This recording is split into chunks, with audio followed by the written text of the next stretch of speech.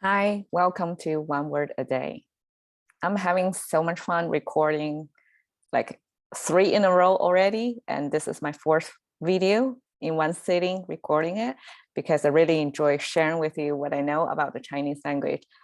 My name is Sophie. I'm trying to do 1 episode a day to share with you what the Chinese in action, to show you a language used in real time in real situation and show the pronunciation on that. Okay, now let's begin. And I never talked about this phrase, catchphrase. I just come up, it popped into my mind one day. Like, I really think language is the currency of thinking, because to talk to ourselves or talk to others, to make sense of things, to externalize our thoughts, we have to be able to use something, right? Some symbols, and language is that symbol. And of course, like a math is another, way to think about some things, which is a more abstract way. And yesterday we talked about 痴心妄想. It's judging of others, of thinking too big, like do their reality check for them, which most likely, I wouldn't say most likely, but very likely, that could be wrong because you're not in their shoes. You don't really know where they're going. So judging people is really a bad idea. And we carry over the most simple character with only 4 strokes, which came from this image of heart, pumping heart, with 3 vessels coming, or tubes coming out of it. So altogether, this phrase is pronounced as 心神不宁. And there are some big words in this phrase, even if characters look simple, but the meaning, the significance in Chinese culture are big here. Okay, heart, we already got that part. It's a mental state, but we're using heart to describe it. And the second one, 神, it comes with 2 parts. By now we know the game. Okay, so Chinese, mostly sound maker and meaning maker combined together. So in this word, the left part, however small it looks like, is actually the meaning maker. And I don't want to make it too complicated right now, but it's hard to describe the structure of this. And we have a very similar and confusing looking one with 2 dots over here instead of 1 over here. But the one structure with 1 dot with it related something of rituals or ceremonies. So it's just like in Western culture, you have Christianity, you talk to God, right? You have a direct phone line with God by praying, right? So in Chinese, we have a certain set of ceremonies that we talk to our ancestors and maybe local gods, whoever in charge of whatever aspects in your life, like you're praying for to get a baby or get rich, get promoted, whatever you wish, there is a God for you. And this is the action of praying in the Chinese way, which involves of, burning some incense and, knocking your head on the ground, something like that. So that's the meaning part. Okay, so this is something related to prayer. And the right part is pronunciation. It's pronounced by itself, pronounced as 身. And now together with this praying concept together, they become 神. Okay, so all together, it's something come from praying, right? Talking to God.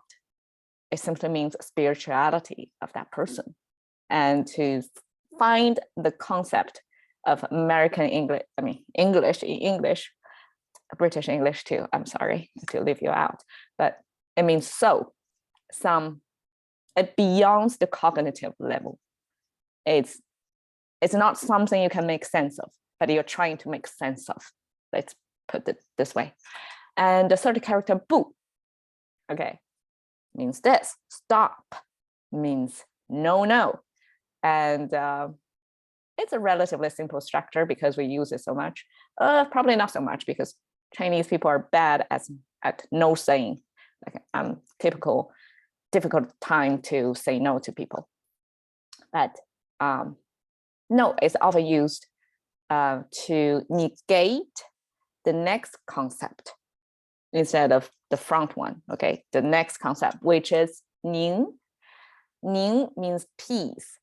I don't want to go deeply into how this word comes into being, but it's a relatively simple word and it's a common concept because Chinese civil life could be hard at sometimes because it's a heavily agriculture oriented culture. And when the years are good, it's good. But when the years are bad, meaning the weather's bad, the climate's bad, or like there could be wars or all kinds of situations when you don't really have peace, that's a lot of time happen over the history in Chinese people's lives. But this concept peace is somehow essential for you to keep your sanity living in harsh environment. And I'm sorry to go heavy, but these 4 characters, 心神不宁, are all important components of a Chinese culture. We have a negation over there. Now you know how to say no in Chinese, 不, right? And then we have your heart and your spirituality in there. And we have peace, the word peace. But I mean, translate literally is no peace, right? That's a state we don't want to be. And for you to find inner peace, to stay peaceful, regardless of external environment. That's what in Chinese culture, and I guess in American culture too, like people pursuit of, peaceful state of mind, a state of being. Altogether, that means the word means restless. So it's like your heart and soul cannot stay at peace. No peace for you. It does happen in life, right? We have all have that no peace time in our lives. So there's a word for that.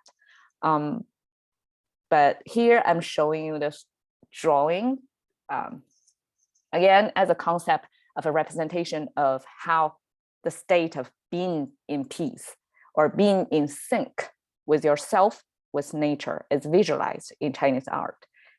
So we have a whole category of art form, which is based on scenery, which mostly composed by mountains in the faraway background or somewhere on the, around the frames to give you a sense of space.